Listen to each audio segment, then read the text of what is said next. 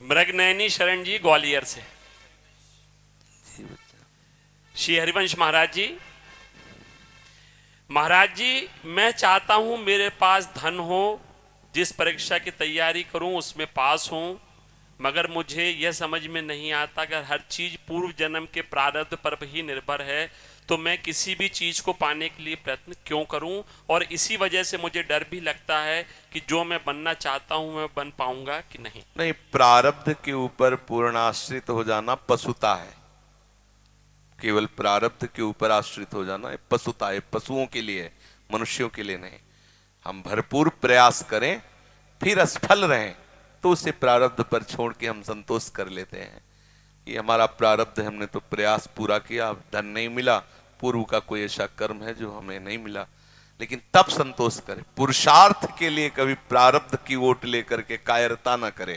खूब पढ़ाई पढ़ो, खूब प्रयास करो, धन प्राप्ति आदि के जो भी व्यापार आदि, माता पिता गुरुजनों की सेवा के लिए नाम जप करते हुए, सतधर्म से चलते हुए, परिणाम में अगर आपको धन नहीं मिलता है तो उसमें अश्रद्धा या नास्तिकता नहीं लानी।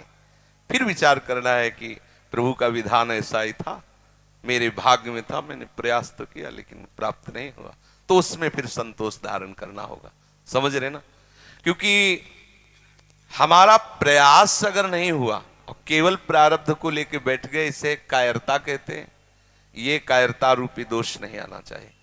और फल की पूर्ण आकांक्षा हमारा मनुष्य शरीर इसलिए करते हैं, पर हम ऐसा ही हो ऐसा हठ नहीं करते। भगवान ने कहा कर्मण्य वादिका रस्ते मां फलेषु कदाचन। पर जीव का स्वभाव है कि वो बिना फल की आकांक्षा के कर्म करना नहीं चाहता, इसलिए वो बंधा हुआ है। पर यहीं से प्रारंभ करें साधना, हम कर्म करें, हमें फल की आकांक्षा है कि धन मिले। यदि वो नहीं मिलता फिर विचार करना चाहिए कि कोई प्रारब्ध है, कोई भगवान का ऐसा विधान है जो मेरे को क्रिया करने पर भी उसका लाभ नहीं मिल रहा है, जैसी प्रभु की इच्छा। निराश ना हो, हताश ना हो, पुनः प्रयास करें। वस्तुतः वो विजय को ही प्राप्त होगा पुरुषार्थी। क्या विजय को प्राप्त होगा? कई बार प्रयास करने के बाद जब असफल रहेगा तो उसे वैराग्य हो जाएगा, फिर उसे भगवान से सच्चा अनुराग होगा, फिर वो सच्चा धनी बन जाएगा। समझ रहे ना? उसको प्रारब्ध नष्ट नहीं कर सकता जो पुरुषार्थी है। शास्त्रों में आता है उत्साह संपन्न मदीर्घ सूत्रम क्रिया विधिज्ञम विष्णे सुसक्तम सूरम कृतज्ञम दृढ़ सौहृदंच लक्ष्मी स्वयं याति निवास हेतु। जो उत्साह से संपन्न रहता है, हर समय कभी परास्त नहीं होता। करूंगा 50 बार मुझे मुनाफा नहीं हो फिर भी करूंगा। उत्साह संपन्न मदीर्घ सूत्रम, अरे कल कर लेंगे, दीर्घ सूत्री नहीं, आज अभी इसी क्षण से मैं लगता हूं, अधिक से अधिक मेहनत करूंगा। उत्साह संपन्न मदीर्घ क्रिया विधिज्ञम, क्रिया का विधान जानने वाला हो, मूर्खता पूर्ण क्रिया नहीं, क्रिया का विधि कैसे, किस व्यापार से कौन सा लाभ होता है, उस व्यापार का पूर्ण मर्मज्ञ होना चाहिए, उस क्रिया का पूर्ण मर्मज्ञ होना चाहिए। व्यसने सुशक्तम, जिस व्यापार या नौकरी में लगे उसे खूब मतलब पूर्णतया, जो पद मिले जो कार्य मिले पूर्णतया निभाने की चेष्टा करे। उसमें कायरता, उसमें प्रमाद, उसमें ये कि भाई 8 घंटे काम किसी तरह 8 घंटे निपाटना, ऐसा नहीं। कोई देखे या ना देखे, मेरा प्रभु देख रहा है। व्यसने सुशक्तम, अपने व्यापार में अपनी नौकरी में पूर्ण आसक्त चित्त होकर के सम्यक रूप से करे। सूरम, बलवान होना चाहिए।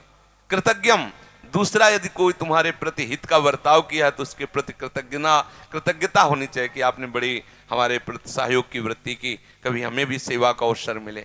सूरम कृतज्ञम दृढ़ सौहृदंच, हृदय में दृढ़ता होनी चाहिए। कुछ भी बिगड़ जाए मैं ऐसा करके रहूंगा, मर चाहे जाऊं, दृढ़ता। और सौहृदंच, सबसे प्यार का बर्ताव। बोले ऐसे पुरुष के आगे प्रारब्ध परास्त हो जाता है और लक्ष्मी स्वयं याति निवास है, तो स्वयं लक्ष्मी चल के उसके घर में आने लगती। इसलिए परास्त होने की तो जरूरत नहीं है।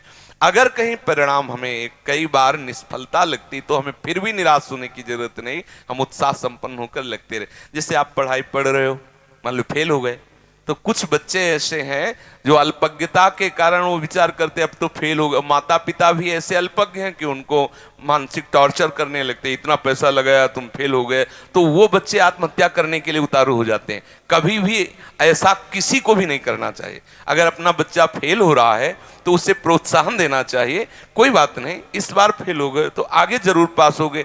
वो बातें छोड़वाओ उसकी, जिससे उसकी पढ़ाई में विरति हो रही, पढ़ाई में वो चित्त नहीं दे पा रहा, वो दोष छोड़वाओ, उसको पढ़ने का प्रयास करवाओ। अगर वो फिर भी फेल हो जाता है तो फिर भी प्यार करो। ऐसा करने से हमारा उत्साह बढ़ता है। हालांकि अगर विरोध भाव आ जाता है तो आजकल जैसे सुनने को मिलता है कि बच्चे आत्महत्या आदि ऐसे दोषों से, बहुत बड़ी हानि का विषय। कभी इतना निराश ना हो जाए कि जीवन से निराशा आ जाए कि मम्मी पापा इतना मेहनत करके अर्थ कमाते हैं और मैं उसको पढ़ाई में खर्चा, पास नहीं हुआ, अब क्या करना चाहिए, अब तो आत्महत्या कर लेनी चाहिए।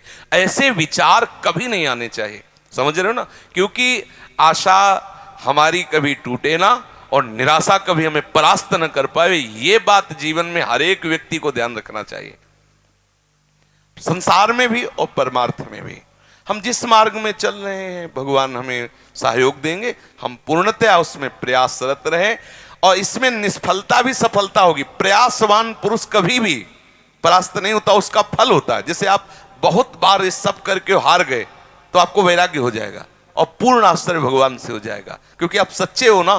तब आपको लगेगा कि प्रभु क्या आपकी कृपा में कोई कमी है ना, तब तो कृपा सच्ची मानिए। जिस समय अंतःकरण से प्रभु के आश्रित होगे उसी समय कोई ना कोई ऐसा मार्ग निकल आएगा जिसमें आप पूर्ण सफल हो जाओगे। प्रयासरत पुरुषार्थ करने वाला पूर्ण निष्फल कभी हो ही नहीं सकता। प्रारब्ध नाना प्रकार की बाधाएं उसको परास्त करेंगे माना, लेकिन वो विजय को प्राप्त होगा, क्योंकि पुरुषार्थी है, वो उत्साह से संपन्न है, वो क्रिया की विधि को जानने वाला है, दृढ़ता पूर्वक क्रिया करने वाला, इसलिए परिणाम उसका मंगलमय होगा। समझ गए।